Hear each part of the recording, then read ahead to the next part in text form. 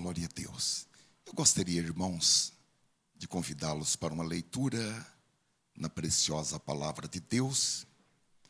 E após essa leitura, eu quero compartilhar com os irmãos uma palavra que o Senhor colocou em meu coração. Estejamos de pé, por favor, para essa leitura na primeira epístola de João, capítulo 4. Primeira epístola de João, capítulo 4, a partir do versículo 7.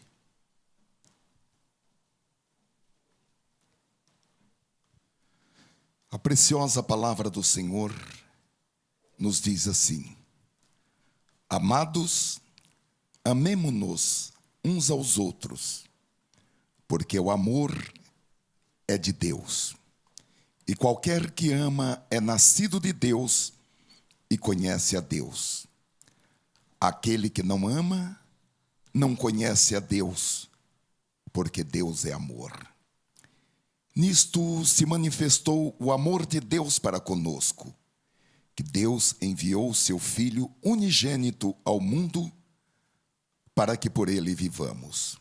Nisto está o amor, não em que nós tenhamos amado a Deus, mas em que ele nos amou a nós e enviou seu Filho para a propiciação de nossos pecados. Amados, se Deus assim nos amou, também nós devemos amar uns aos outros. Amém. Pai, nós nos propomos a meditar nesta palavra e pedimos que o Senhor nos dê a inspiração para a transmissão e para a recepção da Tua palavra. Rogamos a Ti, Senhor, que todos os obstáculos espirituais, emocionais, sejam removidos e que haja, Senhor, plena liberdade para a atividade do Espírito Santo. Abre, Senhor, as nossas mentes, o nosso entendimento para a compreensão da Tua palavra, da Tua vontade, do Teu propósito. Em nome de Jesus Cristo. Amém. Queiram, por favor, tomar os vossos lugares, irmãos.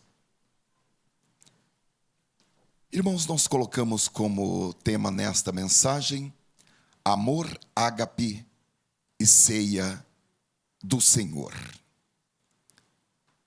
Daqui a pouco nós estaremos distribuindo o pão e o vinho. A ceia do Senhor, irmãos, deve ser um assunto de interesse permanente para cada um de nós, para que nós possamos participar deste ato de modo digno, de modo saudável e usufruir dos benefícios da ceia do Senhor. Daí porque o apóstolo Paulo escreve em 1 Coríntios capítulo 11, versículo 28, examine-se, pois, o homem a si mesmo, e assim coma do pão e beba do cálice. Existem benefícios quando nós participamos da ceia do Senhor. E para que nós possamos participar desse ato, de modo a usufruir desses benefícios, nós precisamos ter um entendimento a respeito da ceia do Senhor, um entendimento formado, que Paulo chama de discernir o corpo do Senhor. Um entendimento que compreenda a importância da ceia do Senhor em todas as suas dimensões e em todos os efeitos que a ceia do Senhor produz em nossas vidas. Ninguém pode participar da ceia do Senhor como quem come um pedacinho de pão e toma uma pequena porção de suco de uva. É preciso que haja uma compreensão quanto aos efeitos ou aos aspectos da ceia do Senhor em relação ao passado, ao presente, ao futuro, no que tange aos aspectos espirituais e aos aspectos materiais da ceia do Senhor. Obviamente, é muito bom conhecer o caráter histórico da ceia do Senhor, mas é necessário ter uma compreensão clara, plena, em relação aos efeitos que a ceia do Senhor podem produzir em nossas vidas, sejam os efeitos positivos ou os efeitos negativos. Eu me refiro a efeitos negativos da ceia do Senhor, porque a palavra de Deus diz que participar indignamente da ceia do Senhor pode trazer efeitos negativos, como fraquezas, como doenças precoces e até morte antes do tempo. Porém, queridos irmãos, como efeitos diametralmente opostos a esses efeitos negativos, portanto, se são opostos, são efeitos positivos. A participação correta na ceia do Senhor tem uma função de nutrição espiritual muito importante na vida do crente. O próprio Jesus definiu como uma vida dinâmica que se processa na vida do crente. E por óbvio, vai propiciar crescimento espiritual para que ele atinja a estatura de varão perfeito. Além de outros efeitos da ceia do Senhor, que é um alimento espiritual, mas quando este alimento espiritual entra em uma atividade material no metabolismo, eu tenho visto pessoas serem curadas quando participam da ceia do Senhor. Glória a Deus! Você pode nesta noite ter grandes expectativas ao participar da ceia do Senhor. Agora, queridos, historicamente, há uma ligação da ceia do Senhor com uma festa que os primeiros cristãos celebravam, que era a festa do amor ágape, ou simplesmente festas ágapes. Ágape, como os irmãos sabem, é uma palavra grega usada para traduzir a mais elevada forma de amor. É a espécie de amor que a Bíblia diz em 1 João capítulo 4, versículo 8, onde diz que Deus é amor.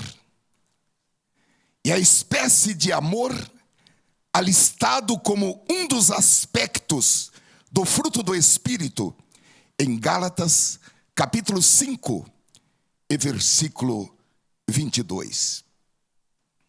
Ágape também é o tipo de amor descrito, diríamos, extensivamente em 1 Coríntios capítulo 13, a partir do versículo 4, onde diz: o amor é sofredor, é benigno, o amor não é invejoso, o amor não trata com leviandade, não se ensoberbece, não se porta com indecência, não busca os seus interesses, não se irrita, não suspeita mal, não folga com a injustiça, mas folga com a verdade. Tudo sofre, tudo crê, tudo espera, tudo suporta. O amor nunca falha. E os primeiros crentes, irmãos, eles tinham o costume de se reunirem pelo menos uma vez por semana para comerem juntos, que era a festa ágape. E durante essa refeição, eles celebravam a ceia do Senhor. Então, queridos irmãos, desde a sua prática inicial, a ceia do Senhor e a celebração do amor ágape são conceitos que se completam. De acordo com alguns estudiosos, esse costume teve o seu início, o seu fomento, em que o Senhor Jesus instituiu a celebração da ceia durante uma refeição à tarde com seus discípulos, quando eles estavam celebrando a última Páscoa. Essa refeição que Jesus realizou com seus discípulos seria, como de fato foi, a última refeição que eles fizeram juntos, a última celebração da Páscoa de Jesus com seus discípulos, antes do seu sofrimento, porque foi realizado no dia, ou diríamos, na noite em que o Senhor Jesus foi traído e foi preso. Tanto que Lucas, no capítulo 22, a partir do versículo 15, expressa uma palavra muito tocante, uma palavra muito emocionante da parte do Senhor Jesus, que estava com eles em companhia constante durante quase 3 anos e meio.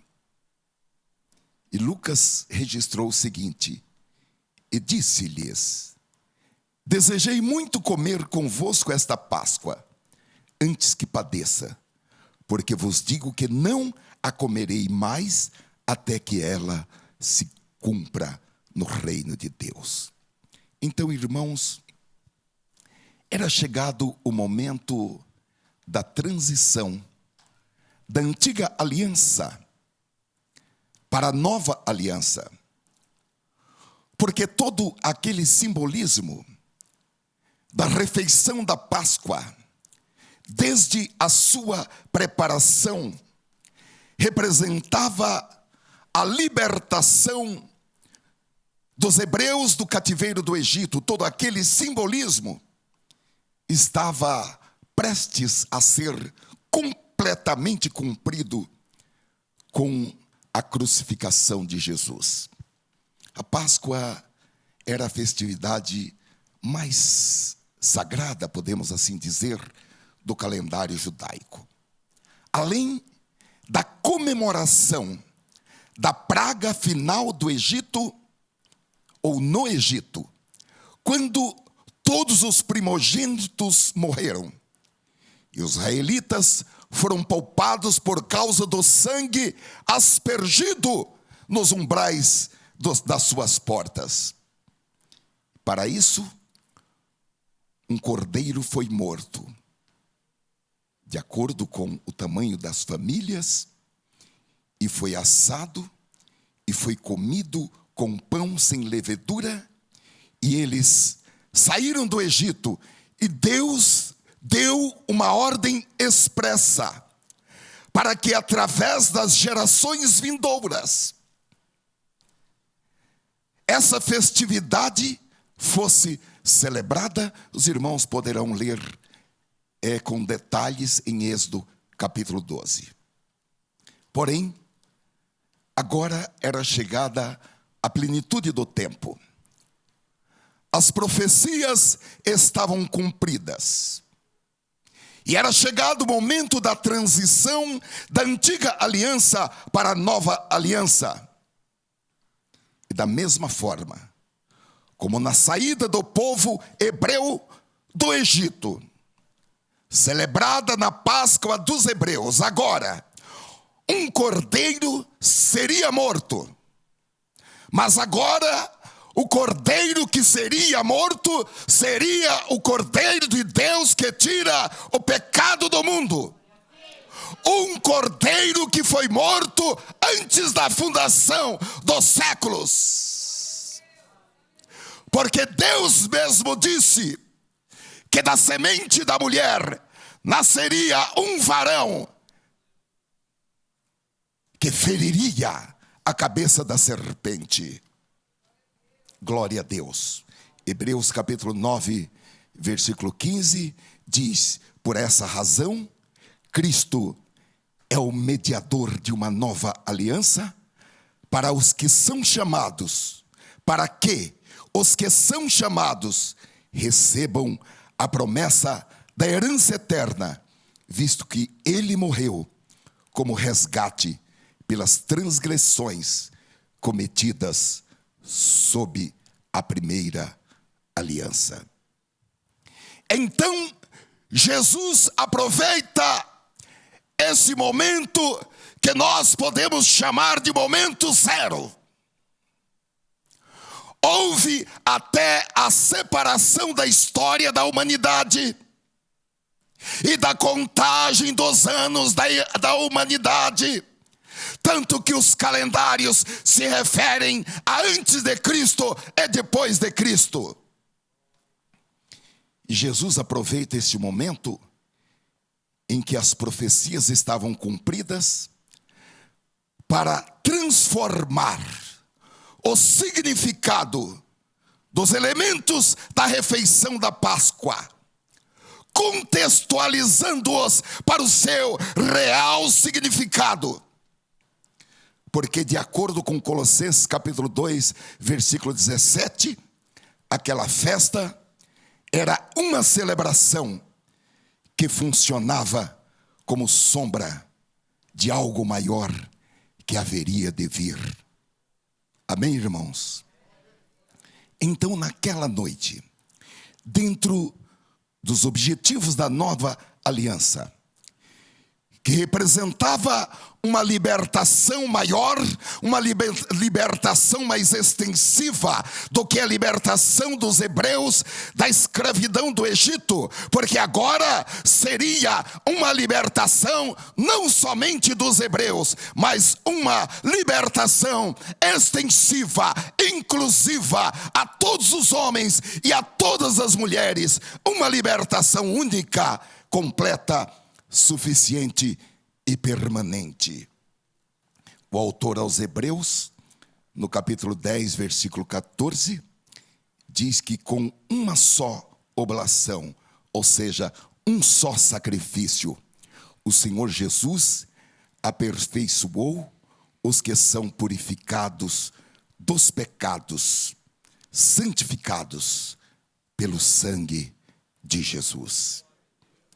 Então o Senhor Jesus aproveita esse momento para ressignificar a representação dos elementos daquela comemoração, porque por efeito da sua morte, ele disse: de agora em diante, o pão representará o meu corpo, e o cálice de vinho representará o meu sangue. Sangue que seria derramado pelos pecados de toda a humanidade. Hebreus capítulo 9, versículo 22, diz: e quase todas as coisas, segundo a lei, se purificam com sangue, e sem derramamento de sangue não há remissão, ou seja, sem derramamento de sangue não há perdão dos pecados. Então, naquela noite, que era a véspera de sua morte, e estavam presentes os 12. Porém, a essa altura dos acontecimentos, eram somente 11. Porque Judas Iscariotes já havia saído na escuridão da noite, quando ele foi identificado como aquele que trairia o Senhor Jesus. João, no capítulo 13, e versículo 20, ele diz: e tendo Judas tomado o bocado, o pedaço de pão que Jesus molhou no caldo, diríamos, e deu para Judas, saiu logo, e era já noite.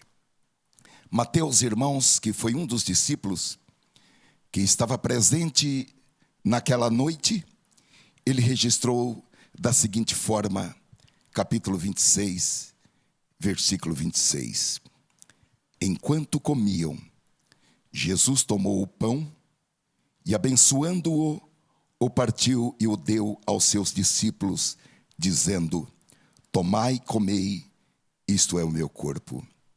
Tomando o cálice, rendeu graças e deu-lhe, dizendo: bebei dele todos, porque este é meu sangue, o sangue da aliança que é derramado por muitos para a remissão de pecados. Mas digo-vos que desta hora em diante não beberei deste fruto da videira, até aquele dia em que hei de beber novo convosco no reino de meu Pai. E tendo cantado um hino, saíram para o monte das Oliveiras. E foi ali, no monte das Oliveiras, que o Senhor Jesus foi traído, como predito por Judas Iscariotes, foi preso, foi arrastado para o local de julgamento, e no dia seguinte, o Senhor Jesus foi crucificado. João, capítulo 19, descreve que, levando ele às costas a sua cruz, saiu para o lugar chamado Calvário, que em hebraico se chama Gólgota, onde o crucificaram, e com ele outros 2, um de cada lado, e Jesus no meio. Vamos abrir aqui um parênteses, irmãos, que eu acho importante, a título de entendimento, de esclarecimento.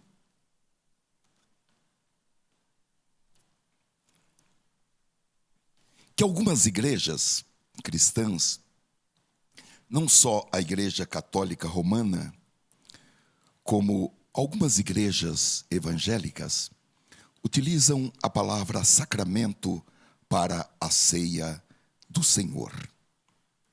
A palavra sacramento traz a ideia de algo que é absolutamente necessário, algo que é essencial para todos, para que possam ser salvos. Para os católicos romanos, os sacramentos são em número de 7. Eu vou citá-los para os irmãos. Há muitos irmãos que não vieram da Igreja Católica Apostólica Romana, e é bom a gente ter esse conhecimento. O batismo, ou seja, sem batismo não há salvação. A confirmação, que é a crisma aos 15 anos de idade, a penitência, tanto a penitência que é imposta quando há a confissão de pecados, como também a penitência em um sentido mais amplo, notadamente na época da Páscoa. a Santa Eucaristia, que para nós corresponde a este ato que nós estamos prestes a realizar, que é a ceia do Senhor. As santas ordens, que diz respeito à ordenação de sacerdotes, o matrimônio, daí porque por muito tempo a Igreja Católica, e ainda hoje, não considera verdadeiramente casado aqueles que não se submeteram ao sacramento do matrimônio no rito da Igreja Católica, considerando que aqueles que não se submeteram estão em estado de pecado. E em extrema unção que diz respeito aos enfermos. E segundo, queridos irmãos, a teologia católica romana, todos esses sacramentos, de alguma maneira, transmitem a graça que santifica, a graça salvífica. E eles são, segundo a doutrina católica romana, indispensáveis para que a pessoa seja salva. Algumas igrejas evangélicas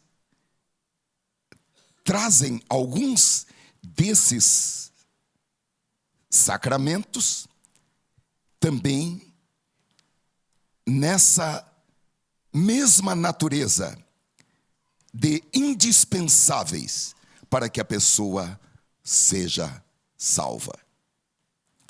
Nós, das Assembleias de Deus, nós não utilizamos a palavra sacramento e também não utilizamos, temos como ideia algum tipo de sacramento para que a pessoa seja salva. Nós utilizamos a palavra ordenança para o cumprimento de ordens que emanaram do próprio Senhor Jesus. E em nossa doutrina, são apenas duas as ordenanças da igreja. Primeira, o batismo em águas, e segundo, a ceia do Senhor. Ordenanças, porque tanto o batismo em águas, a Assembleia de Deus o faz por imersão, em o nome do Pai, e do Filho, e do Espírito Santo. Como também a ceia do Senhor, foram instituídos pelo próprio Senhor Jesus, para que fossem observados pela igreja. E o entendimento, irmãos, das Assembleias de Deus, é que essas ordenanças não transmitem qualquer poder místico ou graça de salvação, mas funcionam como um rito simbólico que apontam para verdades que são colunas da fé cristã.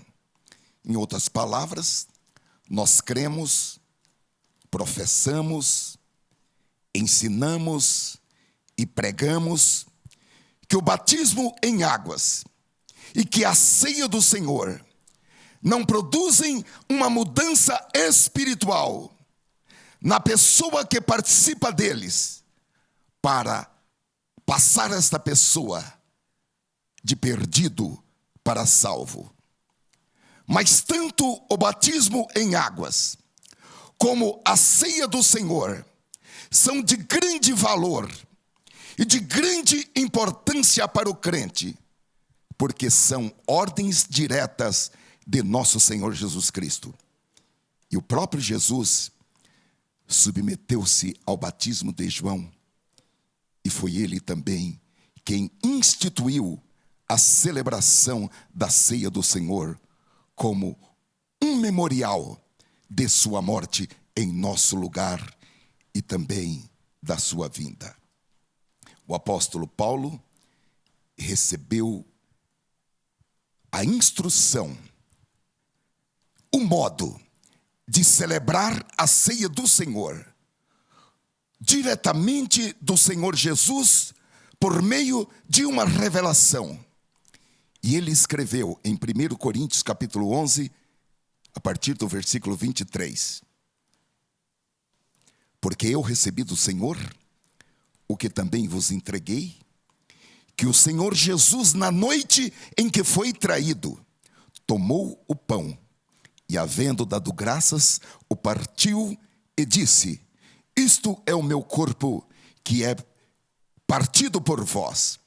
Fazei isto em memória de mim. Semelhantemente também, depois de cear, tomou o cálice, dizendo: este cálice é o novo pacto, o novo testamento, ou a nova aliança no meu sangue. Fazei isto todas as vezes que beberdes em memória de mim. E o apóstolo Paulo, ao receber esta revelação diretamente do Senhor Jesus, ele escreveu no versículo 26: porque todas as vezes que comerdes este pão e beberdes do cálice, estareis anunciando a morte do Senhor até que ele venha. Então, queridos irmãos, a ceia não salva, mas a ceia é uma ordenança de grande importância para o crente, porque a ceia do Senhor vai produzir nutrição espiritual. O crente que voluntariamente se priva da ceia do Senhor vai sofrer desnutrição espiritual. Vai se tornar fraco, desnutrido e suscetível a vírus e bactérias espirituais. Com muita facilidade, ele poderá ser infectado. Então, queridos irmãos, a ceia do Senhor é de grande importância para o crente, e ela representa também comunhão em seu sentido vertical com o Pai, o Filho e o Espírito Santo, e comunhão também em seu sentido horizontal, comunhão com os irmãos e irmãs em Cristo Jesus. Glória a Deus. O apóstolo Paulo, ele alude à importância da ceia como a mais alta expressão de adoração cristã. E ele diz que a ceia é uma espécie de pregação, relembrando a morte e a ressurreição do Senhor Jesus e vislumbrando o futuro, quando ele voltará em sua glória. E ele diz, podemos repetir 1 Coríntios capítulo 11, versículo 26, porque todas as vezes que comerdes deste pão e beberdes do cálice, estareis anunciando, proclamando, pregando, expondo a morte do Senhor até que ele venha. Então, queridos irmãos, embora a ceia do Senhor não seja um sacramento no sentido específico e próprio dessa palavra, a ceia do Senhor, ela é de vital importância para a saúde do crente, saúde espiritual, e também para o seu crescimento espiritual. Amém, irmãos? Vamos fechar um parênteses aqui e vamos voltar para a ideia de que, historicamente, há uma ligação da ceia do Senhor com a festa que os primeiros cristãos celebravam, que era a festa do amor ágape, e que tinha como alvo a comunhão entre os irmãos, o compartilhar de alimentos, principalmente com os mais pobres, e espiritualmente, irmãos, lembrar-se do Senhor Jesus em sua morte, em sua ressurreição e em sua volta pelo pão e pelo vinho. Então, a igreja primitiva em Jerusalém seguiu essa forma, de maneira que o partir do pão se dava num ambiente em que as refeições eram feitas em comum. E é muito importante que não é o cortar do pão, efetivamente, é o partir do pão que significa uma coisa mais próxima, uma coisa de maior compartilhamento, de maior comunhão. Atos capítulo 2, versículo 42, diz que eles se dedicavam ao ensino dos apóstolos e à comunhão, ao partir do pão e às orações. Todos estavam cheios de temor, e muitas maravilhas e sinais eram feitos pelos apóstolos. Todos os que criam mantinham-se unidos e tinham tudo em comum, vendendo as suas propriedades e bens, distribuíam a cada um conforme a sua necessidade. Todos os dias continuavam a reunir-se no pátio do templo, partiam o pão em suas casas e juntos participavam das refeições com alegria e sinceridade no coração, louvando a Deus e tendo a simpatia de todo o povo. E o Senhor lhes acrescentava todos os dias os que iam sendo salvos. Atos capítulo 20, versículo 7, diz: no primeiro dia da semana, reunimos-nos para o partir do pão. Era um domingo, e Paulo falou ao povo. Pretendendo partir no dia seguinte, continuou falando até a meia-noite. Essas refeições, irmãos, diríamos, comunais ou comunitárias, que vieram a ser conhecidas como ágapes, como disse aos irmãos, da palavra grega para amor, tornou-se uma prática. E todas as igrejas cristãs espalhadas pelo mundo celebravam a ceia do Senhor dentro desta festa conhecida como ágape. Judas, no capítulo único e versículo 12, se refere a essas festas como festas do amor ou festas da fraternidade. E ele fala a respeito de pessoas que participavam comendo de forma desonrosa e eram pastores.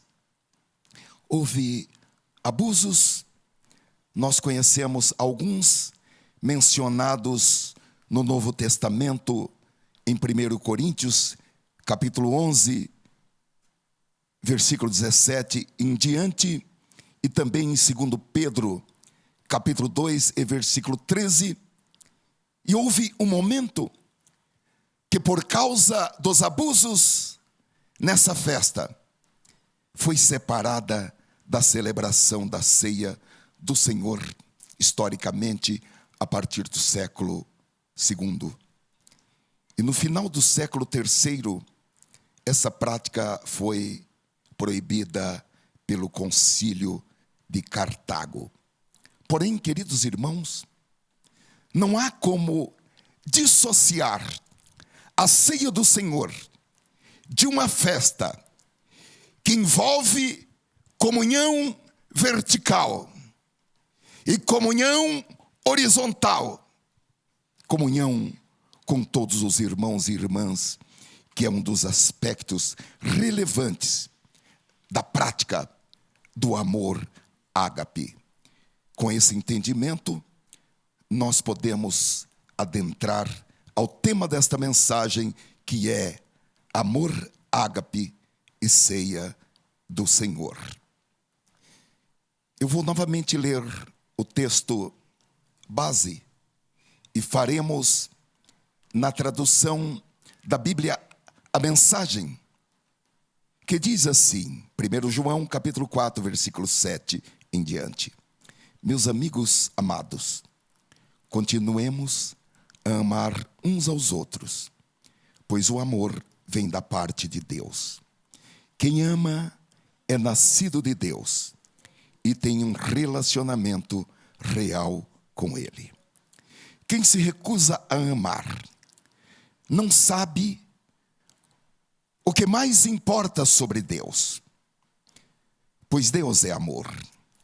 Vocês não podem conhecê-lo se não amam, porque existem momentos em que nós queremos colocar alguns condicionantes para exercer o amor.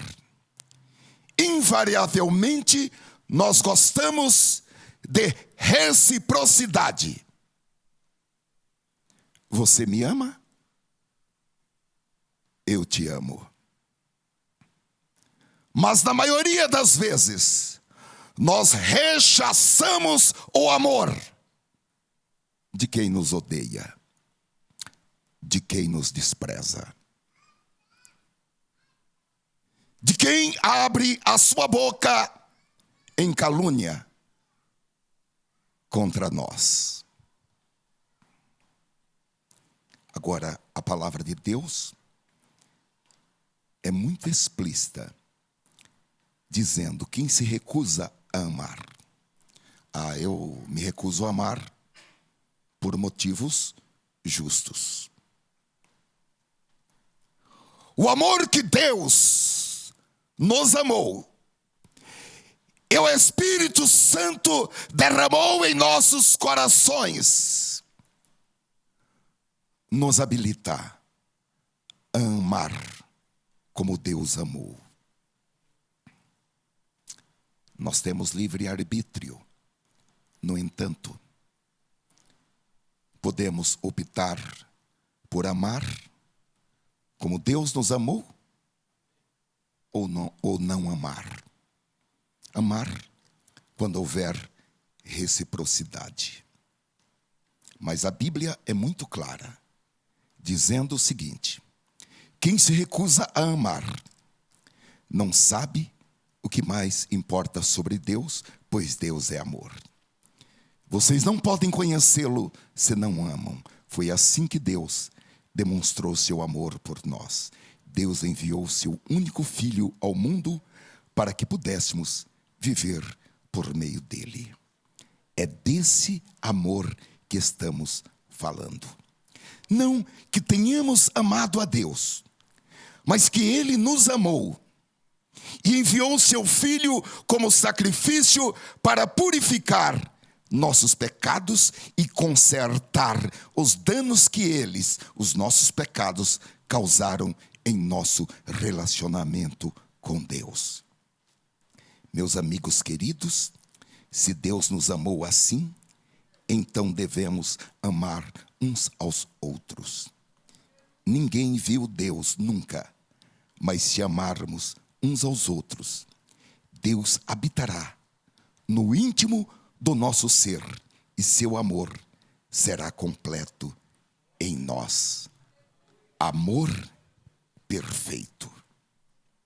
Queridos irmãos, amor é uma palavra muito poderosa. É uma palavra de apenas 4 letras. Porém, é uma palavra que traz embutido uma carga muito poderosa. Há poder nessa palavra. Por incrível que pareça, o amor é mais importante do que a fé em Deus. O amor é mais importante do que a esperança de vida eterna. O amor é o aspecto mais importante da vida do crente. E por essa razão, amar deve ocupar o topo de nossas listas de desejos. Amar como Deus amou deve ser algo como uma obsessão. Deve constituir o objetivo maior de nossas vidas.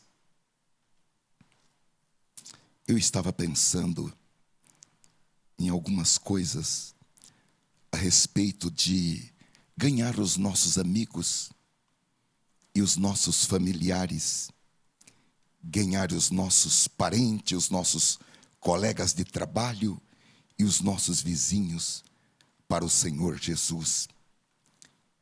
E eu fiquei pensando nesta estratégia tão poderosa que é amar.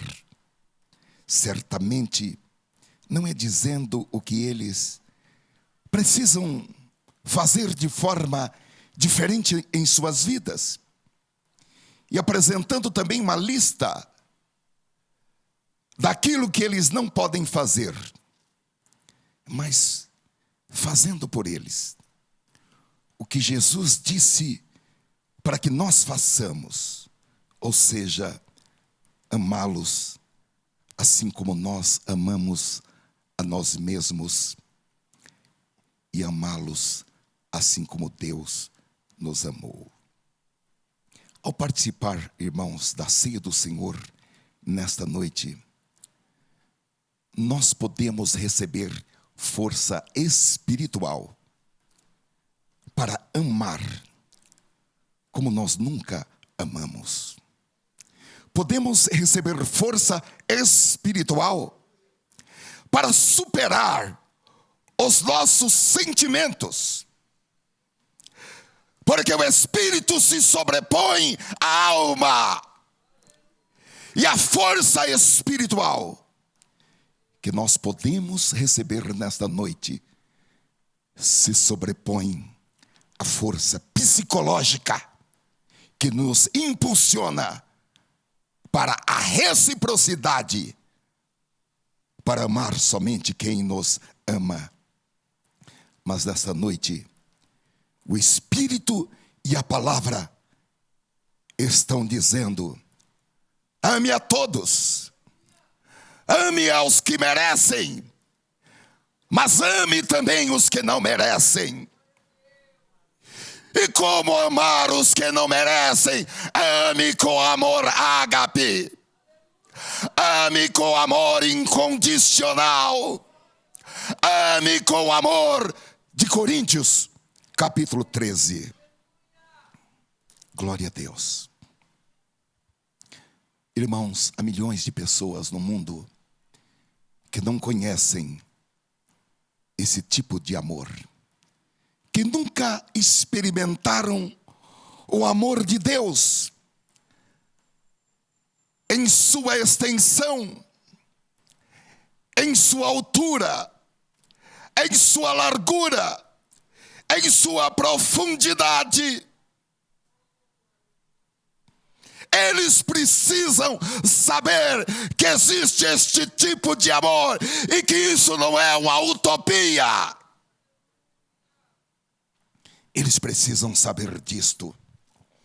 Essas pessoas precisam saber sobre a abundância do amor de Deus. Tanto do amor de Deus para com eles, não pelo que eles são, não pelo que eles merecem. E precisam saber também que o Espírito Santo derrama deste amor em nossos corações e nos habilita amar desta forma, sem que nós tenhamos que nos violentar, sem que nós tenhamos que sofrer. É algo automático. Bendito seja o nome do Senhor. Agora, o mundo que está ao nosso redor nunca saberá, nunca conhecerá a extensão do amor de Deus, a menos que nós compartilhemos com eles. Eu quero, irmãos, encerrar com uma declaração do apóstolo Paulo em Efésios capítulo 3 e versículo 14. A partir de, ele diz: por esse motivo, eu me ajoelho diante do Pai, de quem todas as famílias no céu e na terra recebem o seu verdadeiro nome. E peço a Deus que da riqueza da sua glória, Ele, por meio do seu Espírito, dê a vocês poder para que sejam espiritualmente fortes. Peço também que por meio da fé, Cristo viva no coração de vocês. E oro para que vocês tenham raízes e alicerces no amor, para que assim, junto com todo o povo de Deus, vocês possam compreender o amor de Cristo em toda a sua largura, comprimento, altura e profundidade. Sim, embora seja impossível conhecê-lo perfeitamente, peço que vocês venham a conhecê-lo, para que assim Deus encha completamente o ser de vocês com a sua natureza. Irmãos, essa era a oração de Paulo e deve ser também a nossa oração. Nós precisamos orar uns pelos outros, para que toda a cegueira seja removida. E que todos aqueles que de alguma maneira não conseguem conhecer a verdade do amor de Deus, compreender o amor de Cristo em toda a sua largura, comprimento, altura e profundidade, que esses obstáculos sejam removidos, para que todos nós possamos conhecer completamente a verdade do amor de Deus. Queridos irmãos, o mundo precisa saber essa incrível verdade. Aleluia! Glória a Deus! Essa incrível verdade sobre o amor de Deus, que se resume em João 3,16. Porque Deus amou o mundo de tal maneira que deu o seu Filho unigênito, para que todo aquele que nele crê não pereça, mas tenha a vida eterna. O Pai nos amou o suficiente para enviar o seu Filho para nos redimir. Mas não só para nos redimir, Ele nos amou o suficiente para que nós tenhamos acesso a tudo que Jesus tem. E quando nós estabelecemos um relacionamento com Ele, isso se concretiza. E tudo isso foi possível. E tudo isso é possível porque o trabalho realizado por Jesus na cruz do Calvário foi um trabalho perfeito, um trabalho completo, um trabalho acabado. E nesta noite nós celebramos isso por meio da ceia do Senhor.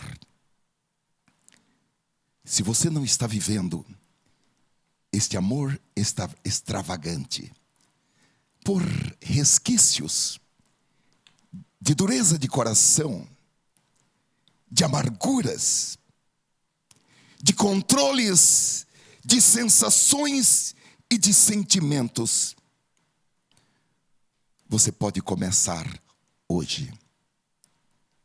Existe disponibilidade espiritual, ajuda do alto, ajuda do Espírito Santo, para que isso possa ser realizado em sua vida.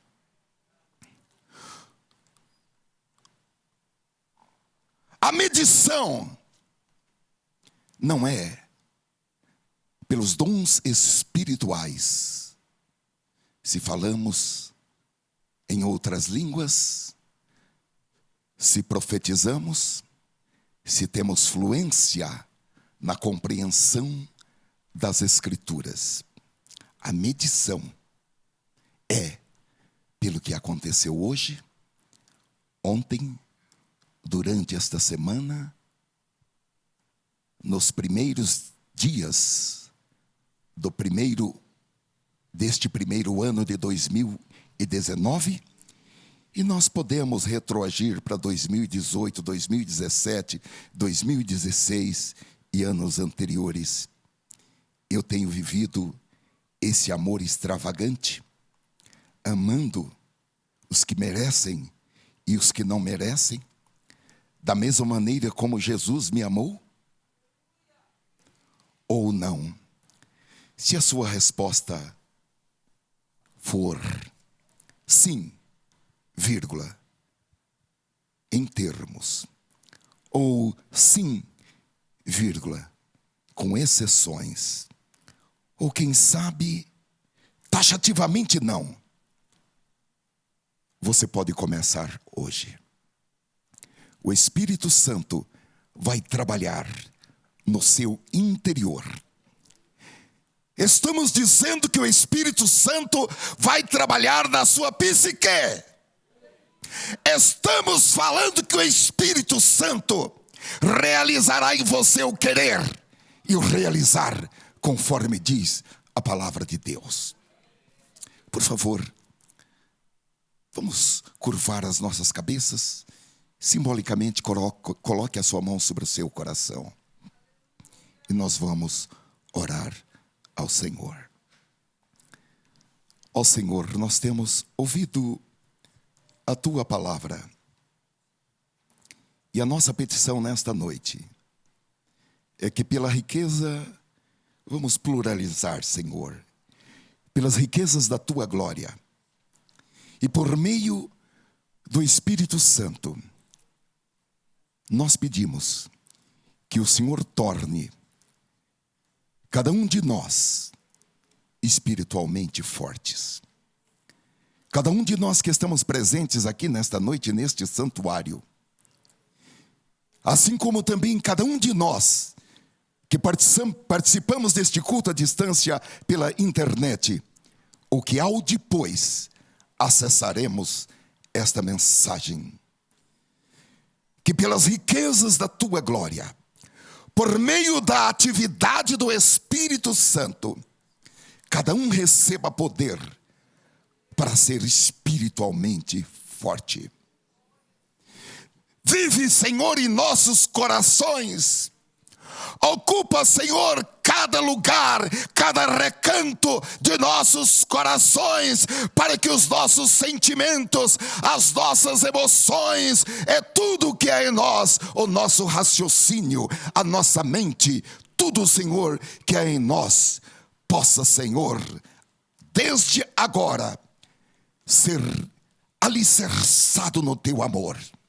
Ser, Senhor, encharcado no Teu amor, para que nós possamos, juntamente com todo o povo de Deus, espalhado por toda a face da terra, compreender o amor de Cristo em toda a sua extensão, na sua largura, no seu comprimento, na sua altura e na sua profundidade.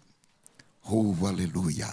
Se a necessidade, Senhor, de cirurgia, Nós estamos, Senhor, disponíveis para a cirurgia.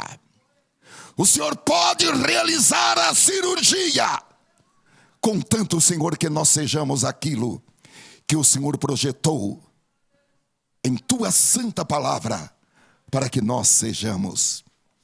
Aleluia. Nós queremos, Senhor, transmitir o amor de Deus por onde quer que nós passemos. Queremos transmitir o amor de Deus no nosso olhar, no nosso caminhar, nas nossas palavras, nos nossos gestos. Apaga, Senhor, da nossa mente, do nosso vocabulário, as palavras que estão em contradição com o amor de Cristo. Queremos esclarecer gestos e atitudes que são incompatíveis com o amor de Cristo. Aleluia, aleluia. Queremos transmitir este bom cheiro de Cristo em todos os lugares. Oh, aleluia. E que todos, Senhor, salvos e perdidos, possam, Senhor, ser impactados com o amor de Deus, que exala por meio do bom cheiro de Cristo, onde quer que nós passemos. Realiza, Senhor, esta obra maravilhosa na vida de cada irmão, na vida de cada irmã. Nós trazemos, Senhor, no nosso interior culturas, costumes que são incompatíveis com esse amor, mas nós estamos abertos para que o agricultor possa remover tudo aquilo que impede que nós tenhamos este crescimento em amor. Em nome de Jesus Cristo, sela, Senhor, esta palavra em nossos corações e em nossas vidas. Amém? Vamos aplaudir o Rei dos Reis. Glória a Deus. Bendito seja o nome do Senhor.